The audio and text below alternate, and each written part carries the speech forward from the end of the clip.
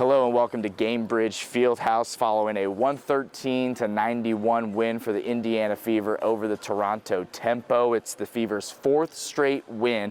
And the theme kind of coming into this game was the Fever have been playing with their food, blowing leads of 12, 15, 19 recently, needing 11 straight points from Sophie Cunningham against Connecticut over the weekend, the 2-win Sun, to get it done down the stretch. Now they had won 3 in a row coming in, but questionable means to desirable ends, right? But here on Tuesday night, no such doubt was left. The Fever slammed the door shut, put together a high-level offensive explosion, complete performance in this basketball game, winning 113-91, 113 points, a franchise record in regulation for the Indiana Fever. And it was here, and then it was here, and then it was here. The Fever just continuing to build on each quarter, it felt like, winning to the halftime break up 3, made a run in the third quarter, and then absolutely slammed the door shut in the fourth quarter. Sophie Cunningham was tremendous in this basketball game. I mean, if you're going to have a performance like this off the bench, 24 points, making seemingly every shot she took, you're going to win a lot of basketball games. Kelsey Mitchell led the way with 27 points. 17 of 22 from the field were Mitchell and Cunningham in this basketball game. Again, just fantastic from those two. Aaliyah Boston, 18 points, 11 rebounds, and Caitlin Clark in an off game. She was 1 of 8 from beyond the arc, still 21 points, 14 assists in this game. She had 9 in the first half alone. Just really impressive pace from the Fever in this game. Again, just left absolutely no doubt. Beat a Tempo team who is 7-7 coming in middle of the pack, but that, to be fair, that's kind of where the Fever were coming into this basketball game. Now 9-5 on the season. Again, 4 straight wins, a big time win, and a lot of growth you kind of felt coming after this game. And Kelsey Mitchell, Sophie Cunningham, and head coach Stephanie White said so, again, after a 113-91 win for the Fever here at Gamebridge Fieldhouse. What do you feel like is going into your hot run of shooting here? It's called a PRP shot in the elbow. So, no, I do think that, just having a little bit of struggle with my elbow, but really did get that fixed, and now I'm starting to stay in my shot a little bit. But also, I think our team's just starting to catch a little bit of rhythm. We're seeing what works. We're sharing the ball.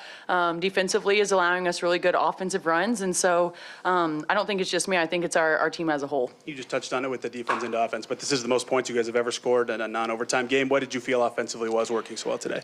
Our defense. I think our pace was key tonight. Defensively, there was great communication. We followed our scout, and when we didn't, we had great communication of how to get it back. And so I really do think we kept them one and done for the most part, and we got to run in transition. And so I think when Kelsey's getting the ball, when CAB is getting the ball, it opens up for everyone else, and hopefully we can continue this. Kelsey, you've been backcourt mates with Caitlin for a few years now. What is it about her ability to set the table that makes things easier for you all? 14 assists for her tonight. Try to play in space, try to cut, make the right reads. I think, she could unbelievable passer as a guard, and so you just want to try to make things easier by just playing off each other, really. And then this game Sophie, for you, this game did get a little tighter there for a while. What allowed you all to pull away? I mean, I think we did that to ourselves. We had 11 missed layups. We had 11 turnovers in the first half, and we were kind of shooting ourselves in the foot. And honestly, we've kind of been doing that all year, but I think everyone's starting to see our growth. We came out in the second half, and we played great defense. We kind of valued the ball a little bit more, and you saw the ball was popping. Everyone was kind of getting their hands on it. And so I'm just proud of us, and we finally put the pedal to the metal a little bit, and I think we all felt that as a whole. Yeah, just review, just along that same vein, this is the first game, and I think it's the past 4 games you had that 10-point lead in the third, lost it, then came back, but you hung on to the lead this time. Just what was the difference today versus the last 4 games? Try to learn from your mistakes. I think that's the best way to put it. You get experience, and you know what it's like, to lose those leads. We take pride in doing our job and, making sure things are minimized, and the margin for error is small for us, and so we want to make sure that we get on these things early. And so I think the difference is just making sure that you watch the film, you appreciate some of the mistakes that we made as a group, and then try to flip the script.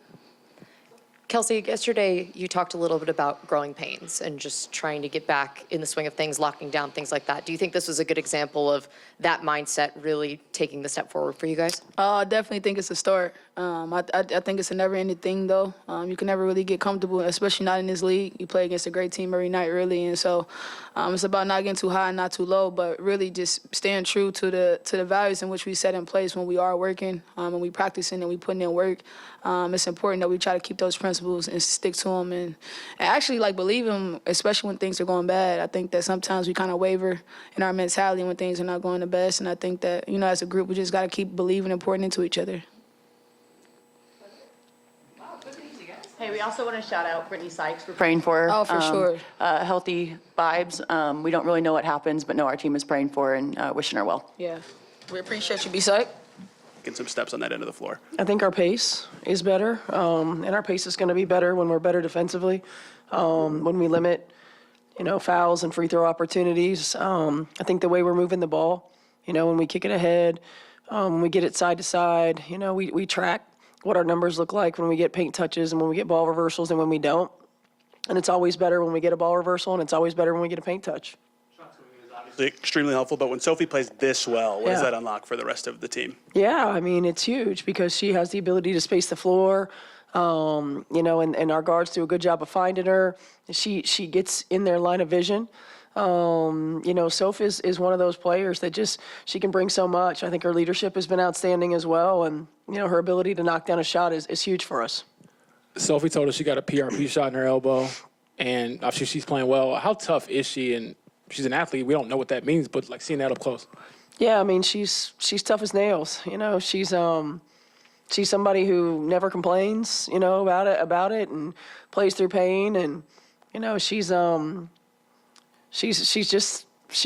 seen her. She's tough as shit. So for her to just be able to do that and to come back and to shoot it the way she did, maybe she should have got sooner.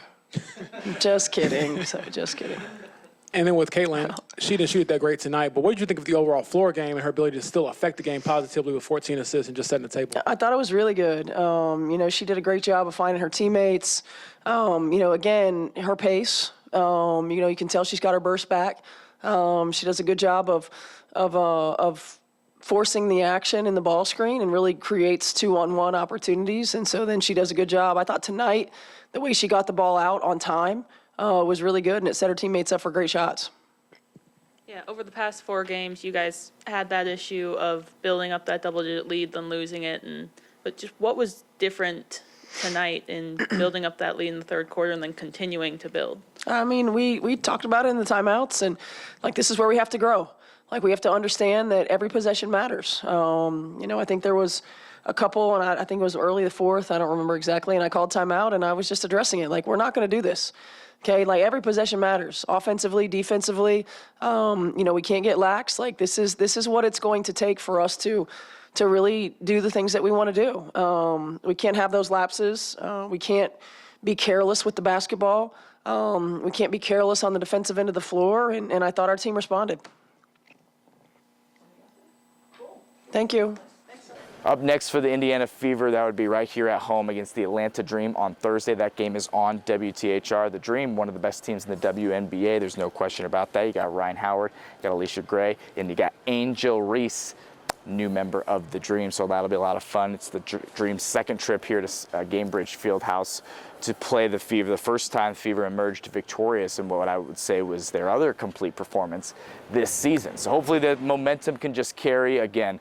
It's really pretty basketball when the Fever are moving the ball like that, hitting shots like that. 113 points, you're going to win a lot of games if you're doing things like that. I'm Dominic Miranda here at Gamebridge Fieldhouse. Be sure to keep up with us on Channel 13 and right here on WTHR Plus for all your Indiana Fever coverage as we press right along this WNBA season.